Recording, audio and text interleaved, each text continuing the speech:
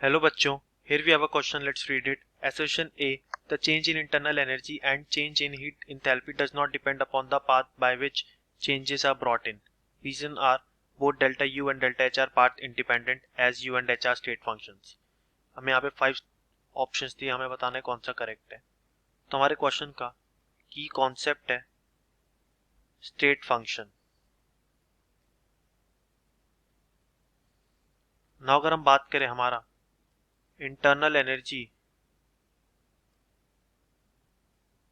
And heat enthalpy के लिए, तो चेंज इन इंटरनल एनर्जी को हम रिप्रेजेंट करते हैं डेल्टा यू से और चेंज इन हीट एंथैल्पी को हम डिनोट करते हैं डेल्टा एच से. नाउ थर्मोडायनेमिक्स में दो चीज़ें होती हैं. एक होता है स्टेट फंक्शन और दूसरा होता है path functions. Now state function हमारी वो प्रॉपर्टी होती है जिसकी वैल्यू डिपेंड करती है इनिशियल एंड फाइनल स्टेट्स पे सिस्टम की. उन्हें पॉइंट फंक्शन भी कहते हैं. That means these are not path dependent.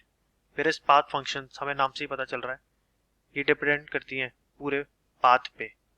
That means they our path dependent. और जो हमारा चेंज इन इंटरनल एनर्जी है और जो हीट इंथैल्पी है ये क्या है, पाथ इंडिपेंडेंट है.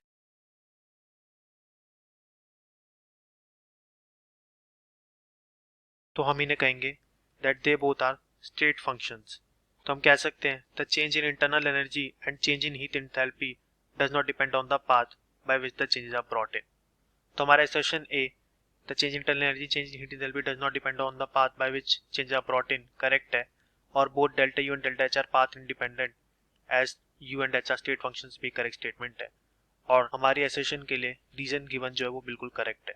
तो हम कह सकते हैं option A, that is both A and R are true and R is the correct explanation of A, हमारा correct answer है.